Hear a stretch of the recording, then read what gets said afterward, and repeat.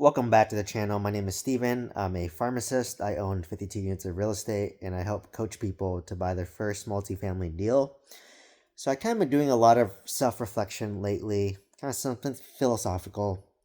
And I kind of remembered a story of a guy who was fishing, and every day he would go out in the morning, go fishing, get his fish, go back, provide that fish for the family, made enough money for that day, and then would go have fun with his buddies. And I think it was like a Wall Street, investment banker or someone with money came up to that fisherman and said, "Hey, like, why don't you just create your own fishing business? You could make a lot of money, create a business out of it, exit the business, sell it, and then cash out and retire and have a good life." And then the fisherman said, "Well, if I were to get that fishing business, sell it for multiple millions of dollars, and I had a bunch of money, what would I end up doing after that? I just would end up fishing because I enjoy fishing and then go hang out with my friends. So my lifestyle wouldn't change, but I'd have a bunch more money doing it."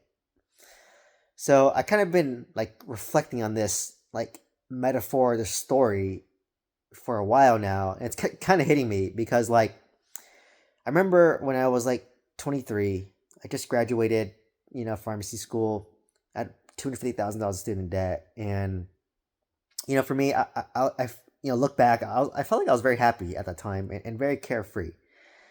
I just got my first job, was very grateful for having the job. I was making about 50 bucks an hour, about 120K.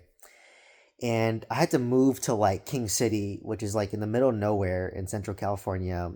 Small little town, small little hospital. I was probably the only Asian person in that whole city. So every time I walked by, everyone would just look at me. It was more of like a farmer town, more of a rural area. The nearest Walmart was like 30 miles away.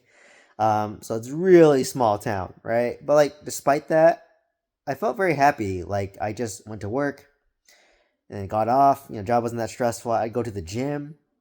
After the gym, I would go to the grocery store, buy some food, go back, cook my food, watch some sports, watch some anime, talk to my friends or my girlfriend or whoever. And it was a very like simple time. Like, and I was like very happy in the moment.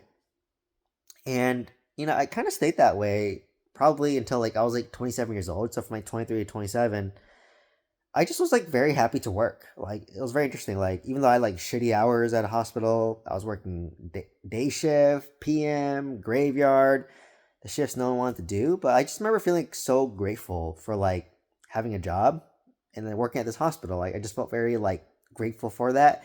And I was like happy. Like I would travel like once every 6 months and like be really excited to go travel with my friends, like to Japan, to Korea, and do all this stuff. Like I was happy to like try, like I would plan hangouts with my friends and go to the gym, and just very in the moment and very happy. And then like something flipped, right? Like at 27 to like probably current age 35. Like that's when I kind of started getting bored, I guess, of like pharmacy and like started wanting more. And I think it might have come from like maybe a place of like financial privilege because I've been working for 4 years now. Obviously making about 150K on average. So let's just call it about $600,000 over the span of 4 years. My student loans were paid off. I got to like do a lot of things like travel and do all that. But then I started wanting more. Right? I started wanting more. I started wanting more financial freedom. That's when I learned about the fire movement. And for better for worse, it made me want more. And basically wanted me to say, hey, like maybe I can like live life and not have to go to work because work started becoming not as enjoyable for me. And I don't know why that switch happened. Maybe I started getting bored of my job because if I'm being honest, healthcare, pharmacy, you could probably throw in nursing, physicians. The job is very repetitive. It's very boring after a while. Like after that initial excitement, you can't do the same thing every day, right? So that's why it just started kind of hitting me. And I'm the type where I get bored easily, to be fair. I like to always learn, I like to always be challenged. And you kind of hit a wall after a while. And, obviously I went to management and, extended that. But even now, management, you kind of hit a wall and you kind of feel like you're not really learning. You kind of just like know 80% of your job, and the rest is like autopilot. And I think all of us can relate to this of whatever field we're in. And I started chasing financial freedom.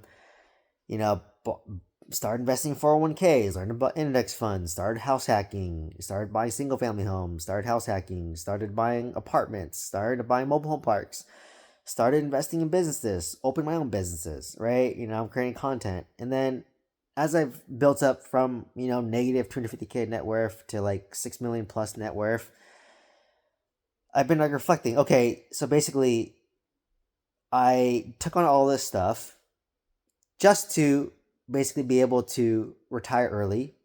And what am I going to do when I retire early? It's going to be probably go to the gym, travel when I want with who I want, hang out with my friends, and maybe go on hikes, right? But I kind of did all that back when I was like 22, 23, when it was my first job. Like I could like literally just go to work, come back, go on a hike, go to the gym, travel when I wanted, right? So it's just like it's kind of interesting where it relates back to that story where like I just went through all this work, right? I went through all this grind to build wealth fast, right? I was on a death march to financial independence, to financial freedom, only to basically achieve what I had prior, right? That I had at like 22, 23. But I kind of been thinking about that. Then now a lot of people are thinking like, well, what's the point, right? Like, what's the point of going through this journey if like I'm just gonna go back to like me just doing what I would have done, back when I was like 22, 23 when I first became a pharmacist. And I think for me, what I got out of all this is like just to see what my full potential is, like just to see what I'm capable of, just to see the progression that I've made, right? I don't want this video to be come off as like justifying you doing nothing and doing the bare minimum, like, because I know a lot of people do that. They mentally masturbate by saying, oh, well, if why go through all this work? I might as well just not do the work and stay at home and do nothing. You're not going to be happy doing that either, right? But at least I know like what I'm capable of, what I'm able to achieve. And now it gave me clarity as to like, well, this is what I just want to do, right? Like for me, if I was retired today, I probably still would create content on YouTube. I still would learn. I still would teach. I still would travel. I still would, go hiking. I still would spend time with friends. I still would do things, but I just had more freedom and more options to do that, right? Versus, when you have a W-2 job, I mean, everyone can relate to this. There's some days you just don't feel like going to work, right? There's some days that you just roll out of bed, you're exhausted, you're tired, you don't want to go to work, right? There's some days where you're in a bad mood and you have to do things you don't want to do, right? This is every job, right? Everyone can relate to this at one point. So with financial freedom, basically you just could pick life at your terms. Like if you wake up that day and you don't want to record a YouTube video or you don't want to do this, you don't have to do it. So, so I'm kind of sharing this is because, the journey is definitely worth it, right? Like the journey of financial freedom, like what I went through, it's worth it, right? Like, don't get me wrong, it's worth it. I learned a lot from it. I pushed myself. I could see what I'm capable of, and I can see progress. And I'm very happy in what I've done. But the key thing is like you still want to enjoy the journey and enjoy the present. And I know that sounds like super cliche, like when you hear that, but like once you kind of put in the work, you went through the journey, it kind of makes sense. So this is who the message is for: someone who's mid journey and they're just like, wow, like I just went through all this stuff to like only go back to where I was in the beginning, right? But you learned a lot, so much during the journey. Like, for me, I gained so like at one point I was so gun ho about real estate, bought a bunch of real estate, and at one point I hated real estate, especially when I was like losing money in my mobile home park, and sold it for a loss and went through a lot of stressors. But I'm glad I kind of went through that journey in retrospect now because it taught me a lot, right? It gave me clarity on how I want to invest. It gave me clarity that, have a very strong buy box and don't deviate from your buy box. Like make offers that make sense for you. And even if 1,000 people say no to my offers, I just need one more deal to build even more wealth. But at the same time, I don't even need any deal at all, right? So like at that point, you're the most dangerous. Like just make offers that make sense for you, and maybe after like 3 years, a deal will fall in your lap, right? And that's the approach I'm taking right now in 2025. Obviously the real estate market's more difficult now, right? Interest rates are higher. Sellers are unrealistic and won't budge down in price. But like if I make offers that make sense for me and only me, eventually I will get a deal that makes sense. And that's all I need. I just need one more deal or two deals and be patient, right? So I have a very strict buy box. Like for me, I'm buying my multifamily day one with 8 to 10% cash and cash return and have the ability to force appreciation.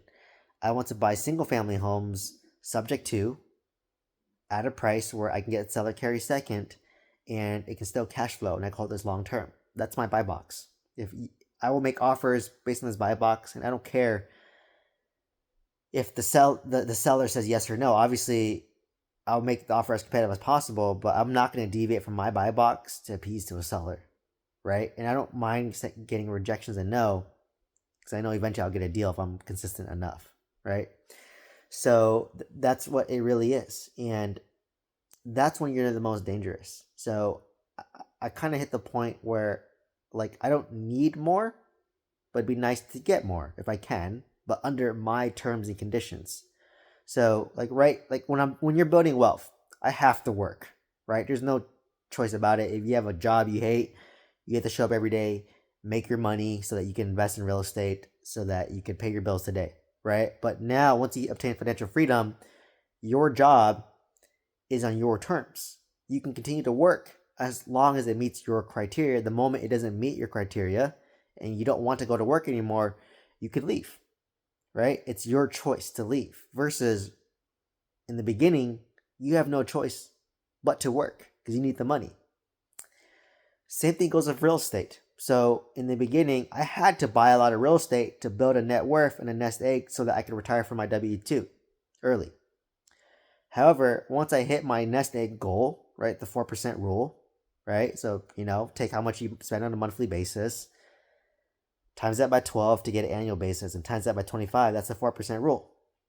Once you hit your 4% rule number, at this point, I'm choosing to buy real estate on my own terms, right? Like, I make offers that make sense for me and only me, and know that I'll get a bunch of rejections, but I just need one person to say yes to get a deal done. That's it. Just one person that says yes to make that deal happen. So, so it's like you are living life on your own terms is the difference. So like, yes, I am still doing the same things I did when I was working, right? I'm traveling, I'm learning, I'm going to the gym, I'm hanging out with friends and family, right? I did that when I was working. I'm doing that even if I'm retired, but now it's on my terms. I'm choosing to go to work. I'm choosing to buy real estate. I'm choosing to go travel, right? Like it's more on your terms. Like he's doing what you want when you want at your pace and leisure. And that's to me true freedom, right? So kind of back to that metaphor, like I said, like it's perfectly fine to like not even do anything and just continue to fish and live life on hang out with your friends and have fun, but like don't bash yourself for not having wealth when you later change your mind, right? Like for me, I don't want to look back and be like, damn, I wish I started investing when I was younger and when I was single and had no kids and no family. I got that out of my system, right? Because I tried every investment, every type of real estate, got out of my system, had some success, had some failures, learned a lot. But the key is I tried, right? And now I have no regrets. And now I can invest on my own terms. So for me, apartment complexes in Oklahoma, single family homes in Huntsville, Alabama. That's my buy box. And then I can get dollar cost average index funds. So anyways, just kind of want to share some self-reflections that I had. Hopefully you took some nuggets out of this. Like, please share the nuggets with me down below. If you want to buy your first apartment with some mentorship, some coaching, click on my link tree. From there, you'll see all my links, and you can send me an email if you have any questions or want a discount code. Otherwise, please like, comment, subscribe. Hope to see you next one. Thank you so much.